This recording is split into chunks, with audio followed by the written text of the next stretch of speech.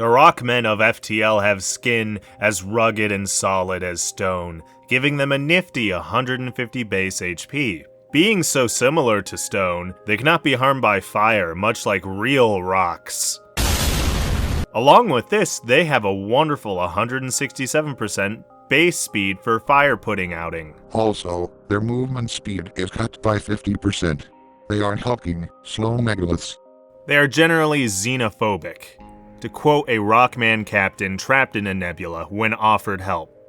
"Whatever life form you are, we find you repugnant. We seek no aid. Leave. Now." Stupid cave-dwelling pebblemen. Although I will say, they do cede to the Zoltan's wisdom more often than not. Though, their xenophobia has led to an amusing incident once or twice, specifically with one of my ships. Hey, we don't serve their kind here. Oh, right, they're also highly religious. As a special note, in FTL, they are the only species with a canon homeworld. It's called Vrakos 4. Pretty cool. Now on to their ship names. The Bulwark. Well, a bulwark is a defensive wall. That's pretty obvious, I think. The Shivan. Apparently, this is a reference to the aliens from Descent, Free Space. Has to do with the coloring in the name. I know nothing about it, but here they are on screen. The Tektite. Now, Tektites are a type of naturally forming glass that are made when meteorites impact the Earth. As it turns out, you can learn a lot from crawling through wikis. I never knew this, and that's really cool. I'm gonna have to keep looking into these Tektites. Layout A. Similar to its designers, this super dense behemoth uses brute force to overwhelm its foes. Default name, the Bulwark. Starting crew, 3 Rockmen.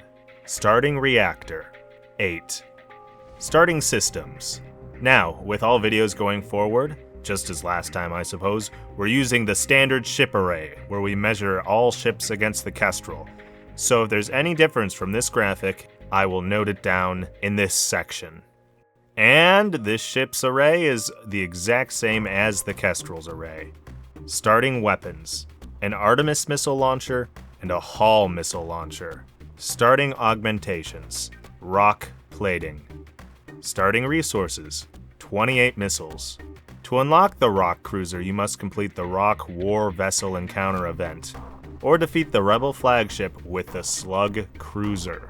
Now, rock plating gives you a 15% chance to negate hull damage when hit by damage.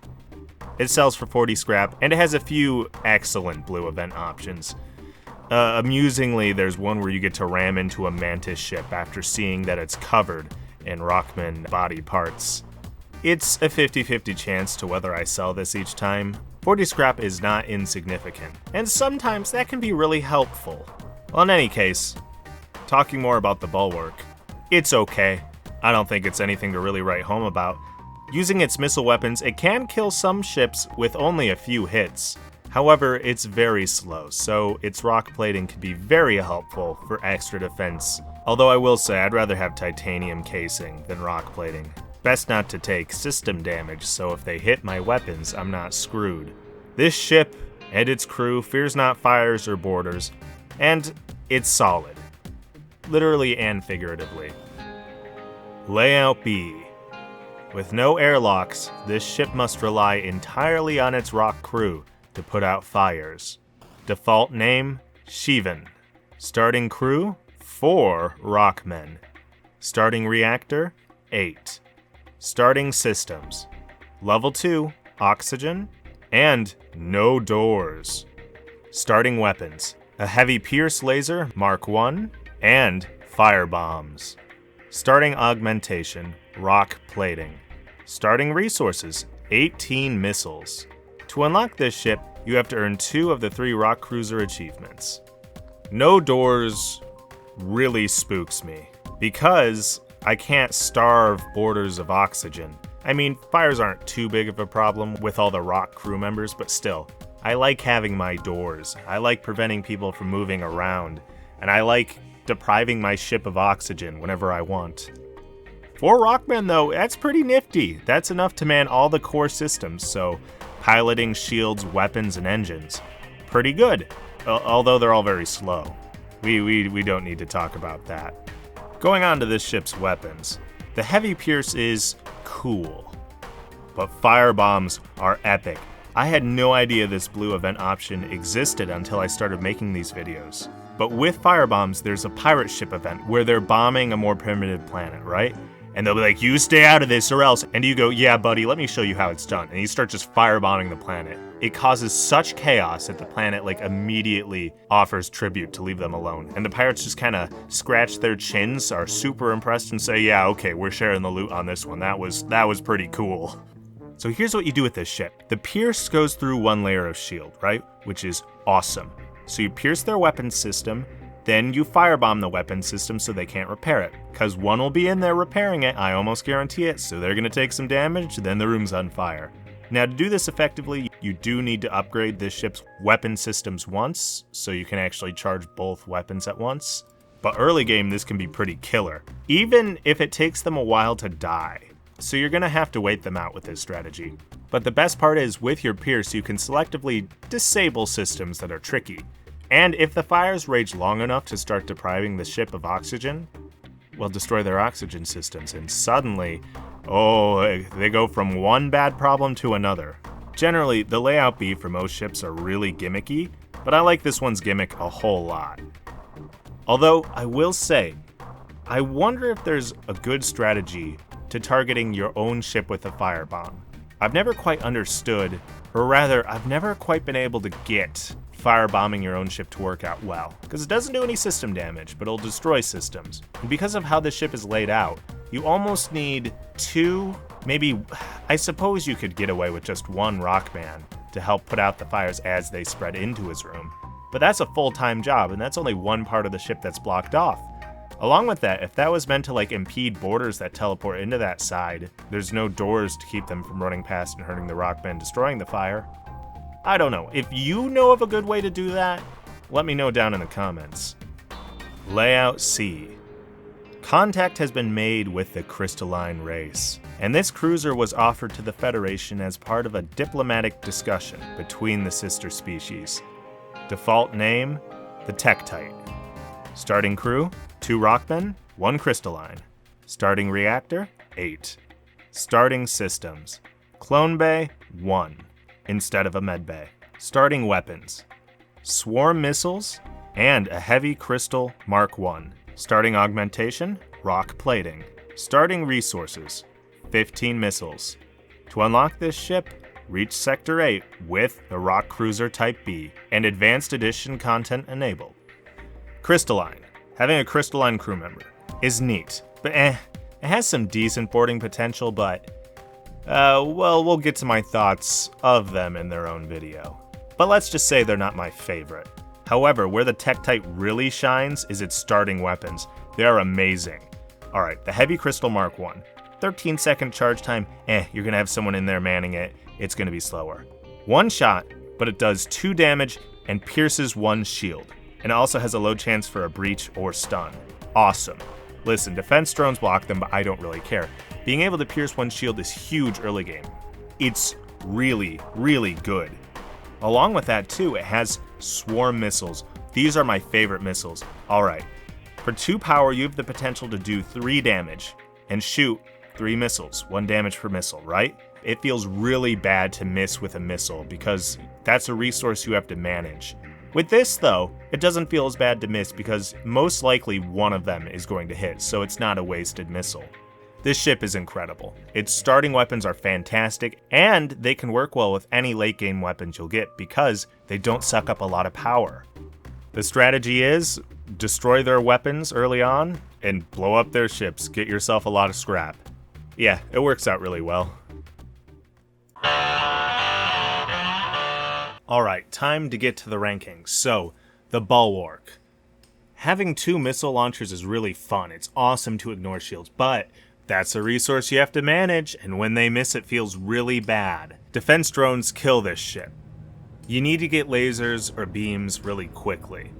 I suppose if you can get yourself a better weapon that doesn't take missiles pretty early on, this ship's pretty good. It Comes with Rockmen, it has rock hull plating. It's very uninteresting to me. It has the same stats as the Kestrel, but it's missiles. It's the missile Kestrel. However, because of the Kestrel's better weapons, I'm going to put the Bulwark at the bottom of C.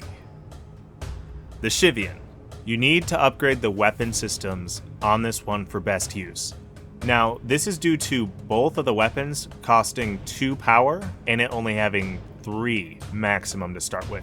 If you can get both of them online, it can be an early game beast for patient and strategic players, as those are the type it really rewards.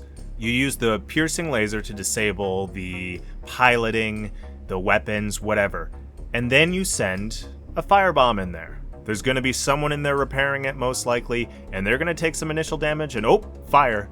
Then you start damaging other vital systems and maybe teleporting one more firebomb on.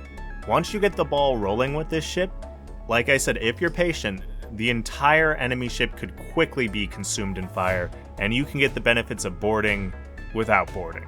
Now, am I a patient player? Am I strategic? Debatable. But I really like this ship. The only thing that really restricts it for me is the fact that there are no doors and it costs 60 scrap to get them. I like being able to vent my ship. Even if there's Rockmen, I really like to do that. And I'm not gonna lie, 60 scrap is a tall order just to be able to do that.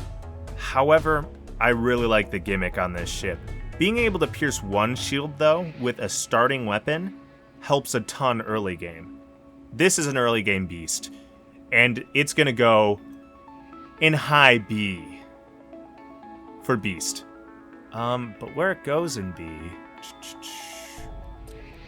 yeah, it goes right there in B. I think that's the best place in it, near the bottom middle of B. The Tektite. It has a clone bay, and this can be a double-edged sword, because if it goes down and there's a crew member cloning, you may want to say goodbye to that crew member. There are circumstances to avoid that, but still, generally, that's what happens. That's very sad. However, there are a lot of great blue event options for the clone bay where your crew members would generally die, but then they just walk right out. So long as it's up, you don't have to worry about sending them into life or death situations. It's pretty awesome. There's a crystalline on board also. The Tektite is definitely the best ship to go about trying to unlock the crystal portal to the crystal sector to get the crystal ships. Neither of these things are what makes this ship really good. It has amazing weapons. I gushed about them in its own section. But man, the crystal piercing weapon and the swarm missiles, that's awesome. They pair well with late game weapons. You can power them both up at once early game because you have enough weapon system upgrades to do so. It is great. So with that, this is going in the A tier. It's going above, see, that's tough. Yeah, it's gonna stay right there. I think it's high A. I think most of the other A ships are gonna be below it. Its starting weapons are incredible, but otherwise, its stats are almost literally the average. The only thing different from the Kestrel is the clone bay instead of the med bay.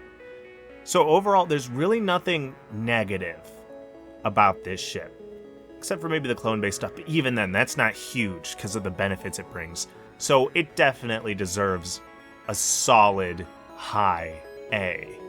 But with that, thank you all for watching. I've been Sideshow Sam, and I hope to see you all in the next one. Bye-bye!